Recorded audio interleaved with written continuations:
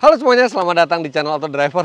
Ini pertama kalinya sejak sejarah Auto Driver pertama kali berdiri, kami akan mengetes di jalan raya sebuah Citroen merek Prancis yang sudah lama hilang di Indonesia. Terakhir mereka tahun 1994, kemudian vakum selama hampir 30 tahun dan akhirnya kembali ke Indonesia. Dan ada 3 jenis Citroen yang masuk ke Indonesia, ada C3, ada EC4 EC4 full electric, dan ada C5 Aircross. Tapi untuk pertama kalinya kami akan mengetes jalan dulu varian paling murah, varian paling terjangkau, varian paling sederhana dari Citroen, yaitu Citroen C3.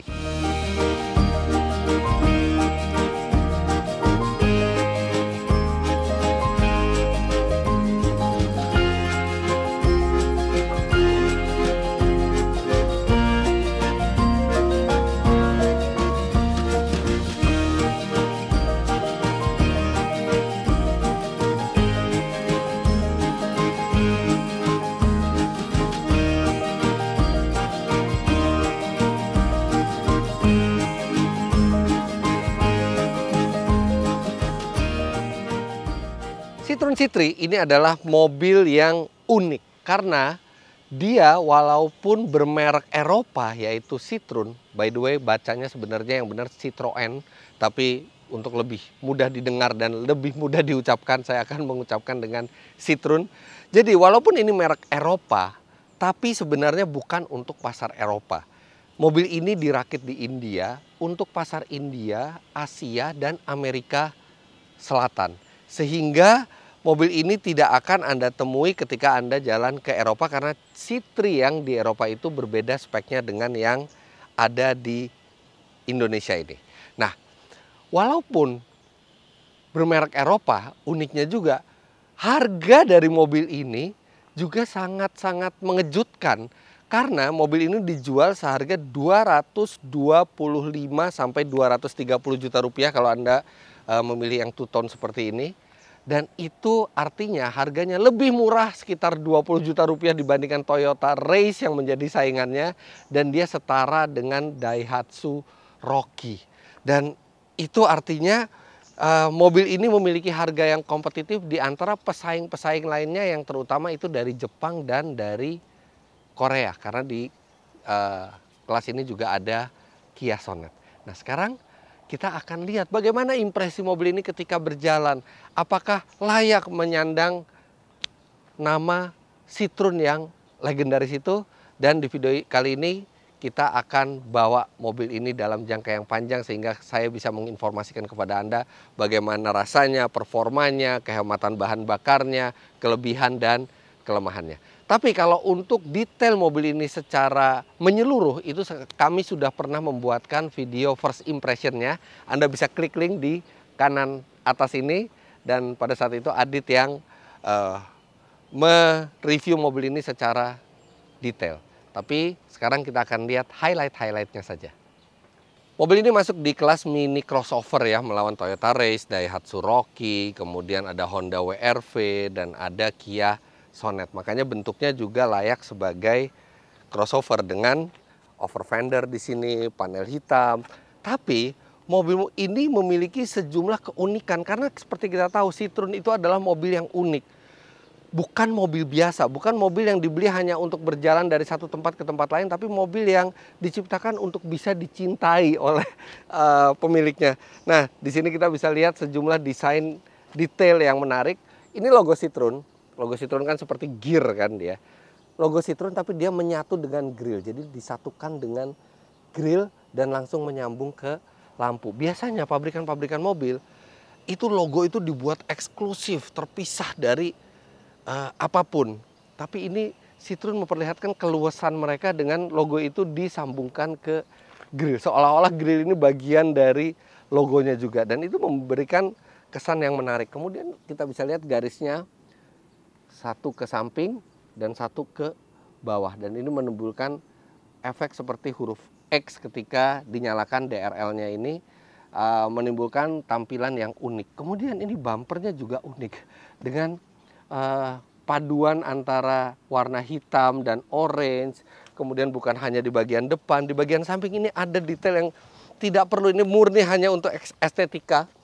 Ini desain seperti itu yang membuat funkiness atau nilai unik dari mobil ini bertambah. Kalau velg dan ban biasa ya, ini 195 65 R15 dan velgnya two tone normal. Tapi kalau kita ke bagian belakang, samping dulu deh, ini lihat roof rack-nya ada tonjolan-tonjolan yang tidak lazim. Kemudian di sini juga ada stripe yang juga unik. Kemudian kalau kita ke bagian belakang sini, ini juga lihat, ini ada lekukan. Ada lekukan di sini. Ini kalau di bagian depan mirip dynamic shield-nya Mitsubishi ya, tapi ini diletakkan di belakang. Kemudian ada detail-detail oranye seperti ini. Bumpernya sendiri ini belum dicat. Nah, ini agak PR nih kalau misalnya kita nyerempet, agak susah reparasinya karena susah menyamakan warnanya lagi. Kemudian kalau kita lihat bagian samping lagi, ini ada tonjolan di sini. Cekungan ya. Kemudian di sini juga ada cekungan lagi yang kita tidak temui di mobil lain, dan cekungan itu ada juga di kap mesin di sisi kanan dan di sisi kiri. Jadi secara desain mobil ini atraktif. Walaupun di kelas yang murah, tapi terlihat bahwa Citroen berusaha membuat mobil ini eye catching dan mobil ini semangat berjiwa muda gitu ya, bukan sekedar mini crossover yang dibuat untuk orang yang ingin mobil terjangkau tapi bisa ke segala medan, tapi ini dibuat bentuknya sangat-sangat menarik. Kita lihat sekarang mesinnya. Mesinnya mirip dengan pesaing-pesaing di kelasnya, 1200 cc, 3 silinder, tanpa turbo, tanpa supercharger, normally aspirated, dan menghasilkan tenaga 81 HP serta torsi 115 Nm. Tenaga yang ya cukup kecil, dan tenaga serta torsi tersebut disalurkan ke dua roda depan lewat satu pilihan transmisi saja, yaitu transmisi manual 5 speed. Jadi tidak ada varian otomatisnya sama sekali.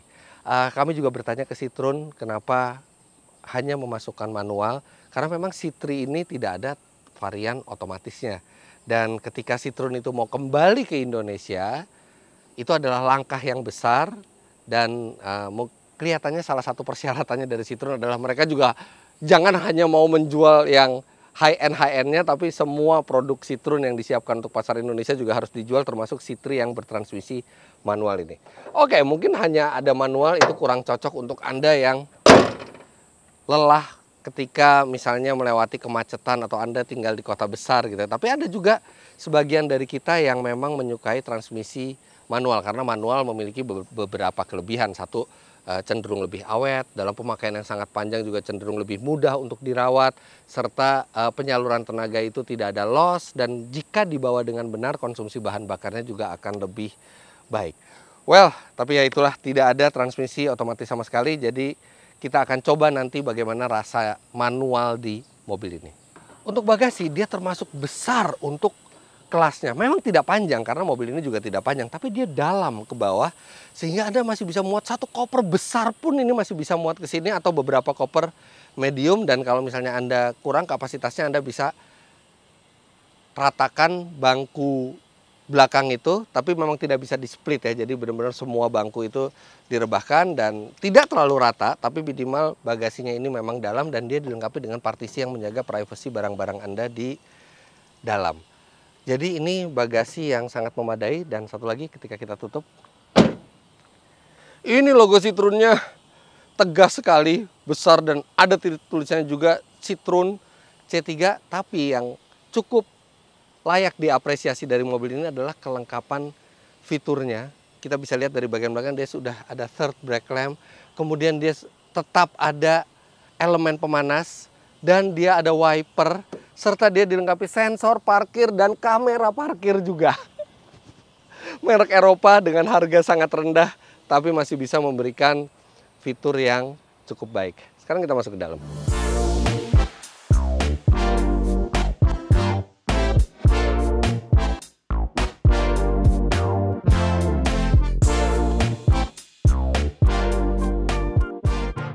Tidak mudah menciptakan rasa duduk yang nyaman di belakang untuk mobil yang sekecil ini. Tapi di tengah sempitnya space, Citroen berhasil membuatnya cukup nyaman. Oke, ini posisi berkendara saya tingginya 177 cm dan Anda lihat masih cukup lega legroomnya, kemudian headroom juga masih, tapi bukan itu yang impresif. Yang impresif adalah tingginya bangku ini membuat paha itu tersangga dengan sangat baik. Dan di bawah kursi depan itu masih ada space kosong sehingga kita bisa menselonjorkan kaki, sehingga untuk kaki ini akan nyaman untuk perjalanan jauh sekalipun. Kalau untuk sandarannya memang dia cenderung tegak dan dia tidak dilengkapi dengan headrest terpisah, dia headrest menyatu sama seperti di jok depannya, dan headrest di belakang ini kurang tinggi kalau untuk saya. Jadi kalau untuk saya ini bukan sandaran kepala tapi ini sandaran punggung gitu, karena kepalanya tidak tersupport. Tapi kalau Anda lebih rendah dari saya, ya oke, ini masih memadai dan ini sandaran kepalanya juga cukup empuk. Material ini sebenarnya material fabrik biasa, tapi untuk menambah unsur muda gitu ya, dibuat corak-corak seperti ini dan ada jahitan-jahitan orange. Kalau material kabin ya Anda tidak akan expect untuk ada material empuk di sini, karena memang bukan kebutuhan di segmen tersebut. Jadi ini semuanya keras. Oh iya, jadi power window-nya juga ditempatkan di lokasi yang unik. Dia bukan di sini. Di sini. Dan dia ada auto down ya, semua jendela itu ada auto down. Walaupun tidak ada auto up. Ya ini mulailah keunikan dari Citroen dimulai gitu ya. Menempatkan tombol di tempat yang tidak selazimnya, tapi yang menyenangkan di sini ada 2 buah USB slot sehingga di belakang Anda bisa mengecharge gadget secara nyaman.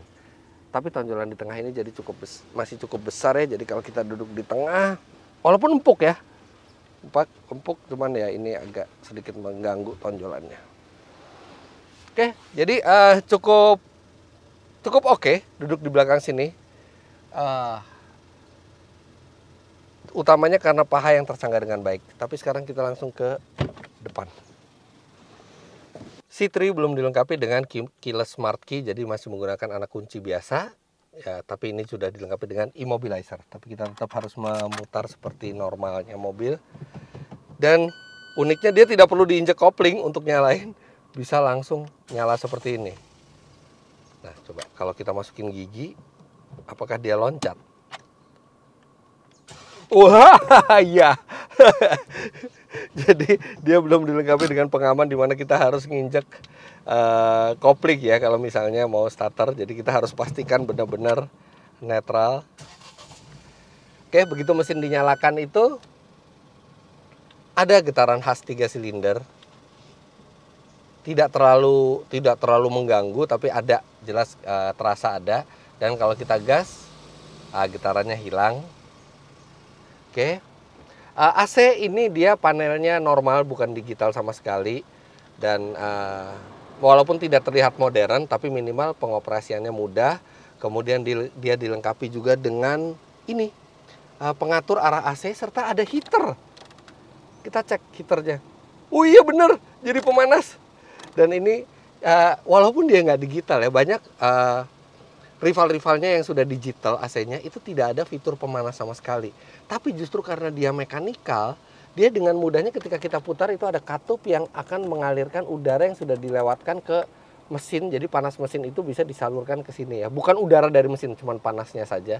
Dan itu membuat dia punya pemanas dan sistemnya cukup reliable dan mudah untuk digunakan. Di sini ada 1 buah USB slot dan entertainment sistemnya yang juga unik. Entertainment sistemnya tidak berupa kotak, tapi dia berupa persegi panjang. Jadi ini seperti di mobil-mobil premium, dan dia sudah support Apple CarPlay maupun Android Auto. Ada juga sejumlah keunikan ya di interiornya ini. Lihat ini, material orange-nya ini membuat dia jadi lebih funky dan lebih dinamis. Dan sekaligus menutupi material-material keras ini. Oke, kalau misalnya dikasih material keras yang hitam, mungkin dia akan terlihat lebih murah. Tapi ketika ada panel yang oranye ini, dia jadi terlihat lebih berkelas. Kemudian untuk bukaan ya belum soft close ya, masih bukaan normal standar. Volumenya ya kecil. Kemudian di sini ada penyimpanan buat beberapa barang. Rem parkir masih manual. Dan yang unik adalah di sebelah kanan. Ini adalah tuas yang bisa dipakai dan diputar. Ini putarnya agak berat ya, tapi dia bisa menaik turunkan level lampu depan. Mobil di kelas ini ada headlamp levelingnya. Ini ada putarannya di sini. Nah, posisi berkendara sendiri gimana? Dia setir hanya bisa di setel tilt, dia tidak bisa teleskopik. Tapi untungnya dibandingkan rivalnya seperti Race atau Rocky, dia posisi menyetirnya lebih ergonomis karena setirnya sudah lebih ke belakang. Jadi kita nggak terlalu maju nyetirnya, ini setirnya masih bisa cukup ergonomis, walaupun kami yakin akan bisa lebih ergonomis lagi kalau dia dilengkapi dengan teleskopik. Di pintunya juga sederhana, hanya ada power window, dan yang lebih sederhana lagi adalah pengaturan spionnya. Jadi pengaturan spion itu manual. Ini seperti mobil tahun 80-an nih. Manual seperti ini. Dan yang di kiri juga ada dua pilihan. Anda bisa ke kiri buat mengatur seperti ini, atau Anda bisa gunakan voice command. Syaratnya harus ada teman di dekat situ. Tolong dong spionnya dikeluarin.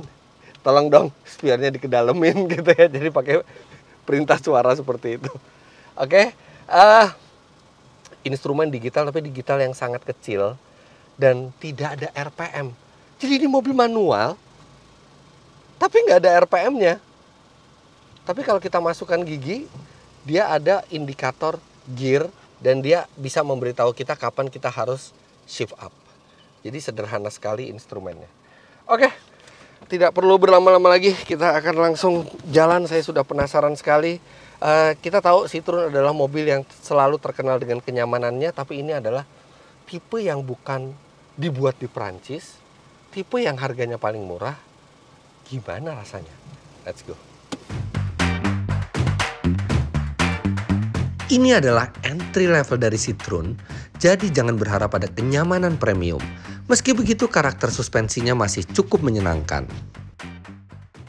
Mobil ini tuh bantingannya lumayan lembut ya. Ya bukan kayak Citroen yang dulu ya.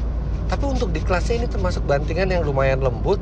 Tapi dia memiliki pengendalian yang sangat baik untuk ukuran di kelasnya.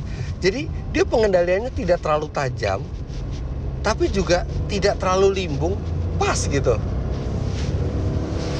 Dan ini kita masih pede gitu di kecepatan tinggi dengan karakter pengendalian seperti ini. Baik, kita coba. Ini jalan sekitar 70 ya. Kemudian kita belokkan. Iya ada kelimbungan, tapi kelimbungannya tuh nggak yang mengkhawatirkan. Dan rasanya tuh ini apa ya? Bantingan yang bukan paling empuk, tapi paling balance. Mengkompromikan antara kenyamanan dan tetap pengendalian yang enak, pengendalian yang tetap membuat kita percaya diri, walaupun ini sebenarnya mini crossover. Dan peredaman suara dari mobil ini juga baik. Memang ada sedikit suara dari ban, tapi suara dari luar itu teredam cukup baik untuk ukuran di kelasnya. Dan memadukan peredaman, kemudian karakter bantingan suspensinya, kestabilan suspensinya, bikin mobil ini tuh effortless terasa di jalan tol. Di jalan tol kita lari 100 km per jam tuh nggak terasa gitu, terasa seperti 80-90 aja. Mesin 1200 cc yang diusungnya terasa cukup bertenaga untuk melajukan mobil ini. Tapi seberapa cepat akselerasinya? Oke, kita coba aja. Nggak ada traction control, nggak ada stability control. Oke, langsung.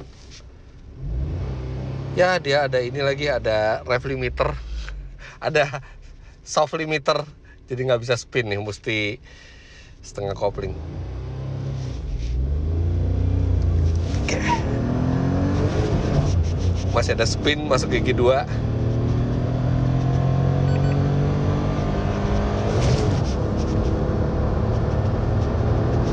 Iya, 13,8 detik. Iya, bukan angka yang cepat ya.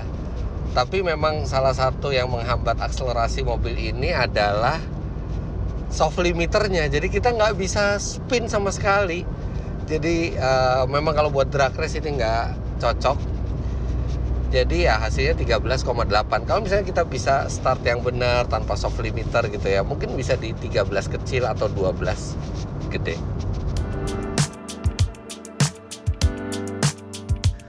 Meski akselerasinya tidak membanggakan, namun saat konsumsi BBM diukur, ia terbilang irit.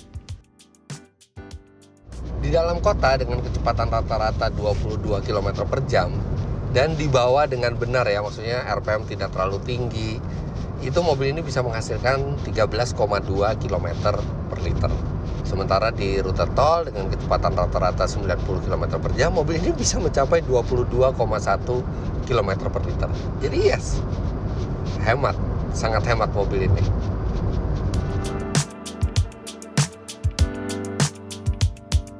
Dengan harga 220 jutaan rupiah, Citroen C3 ini terasa sepadan dengan apa yang diberikan. Tapi memang ada sejumlah hal yang agak mengganggu. Walaupun tadi saya bilang bahwa lampu depannya itu bisa naik turun, diatur dengan tuas di dalam kabin yang mana itu sangat bermanfaat. Tapi anehnya, yang naik turun hanya lampu kanan, yang lampu kiri enggak, jadi hanya yang kanan. Kemudian yang kedua, mobil ini senang sekali bersuara beep seperti ini. Nah, jadi beep itu adalah sebenarnya untuk peringatan kecepatan ketika kita melewati 80 km per jam. Tapi saya tidak menemukan cara untuk mematikannya. Saya sudah cari di entertainment system, tidak ada.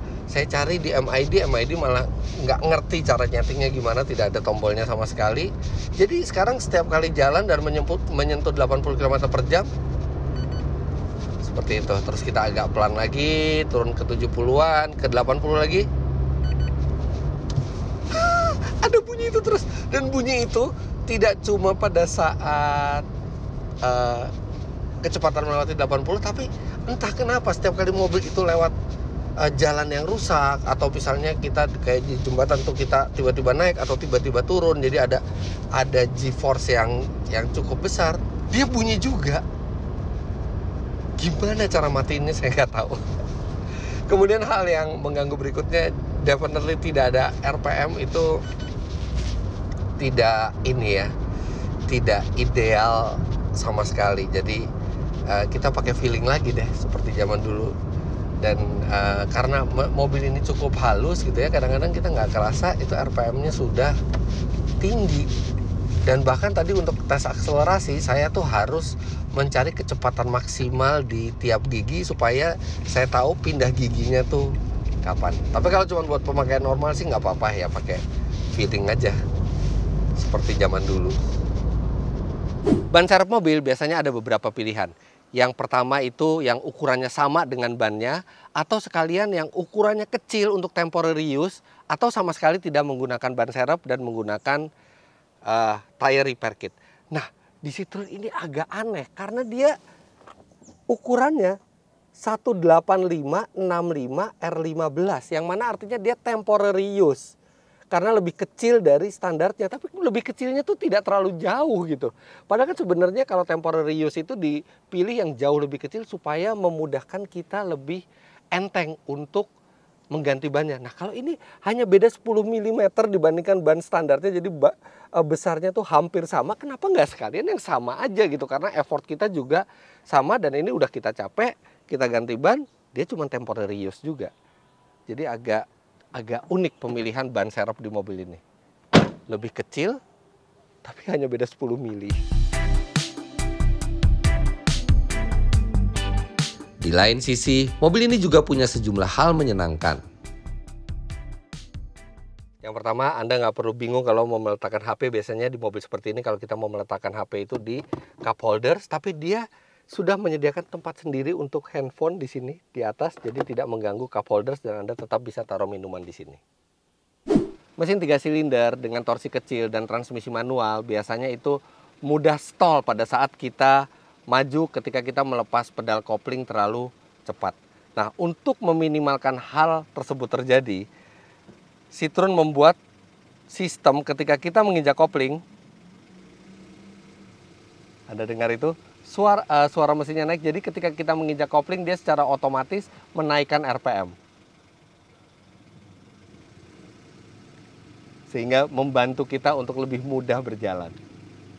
Citroen C3 ini bersahabat untuk pengemudi dengan beragam figur tinggi. Dia bisa kursinya itu dibuat rendah seperti ini sehingga pas untuk saya, tapi dia juga bisa dinaikkan sampai tinggi sekali. Wow, lihat ini, tingginya luar biasa. Bahkan kepala saya sudah hampir menyentuh atap. Jadi berapapun tinggi Anda tidak perlu khawatir mendapatkan posisi berkendara yang ideal di Citroen C3. Dan satu lagi, biasanya mobil di kelas ini itu klaksonnya klakson yang menyedihkan. Tin tin tin tin. Tapi ini wah. Wah. Klaksonnya 2 dan bunyinya cukup berwibawa.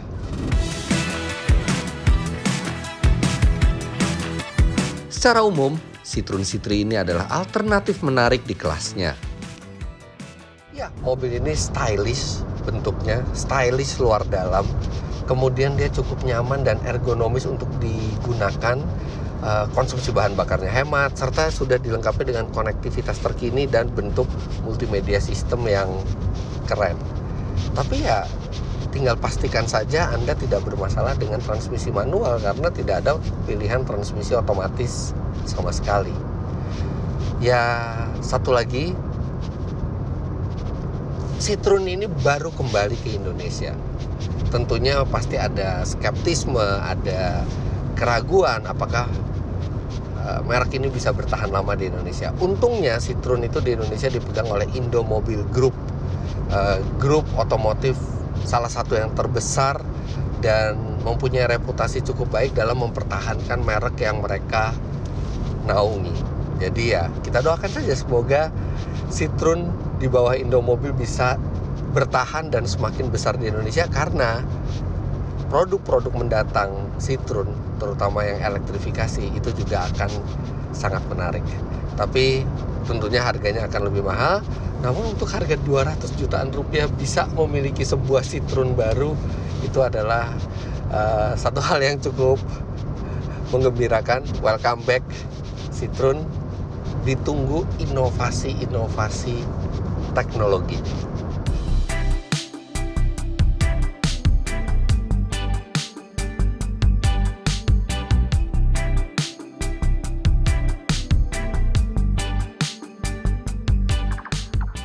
Wah, jadi begitulah hasil tes lengkap kami kepada Citroen C3 ini.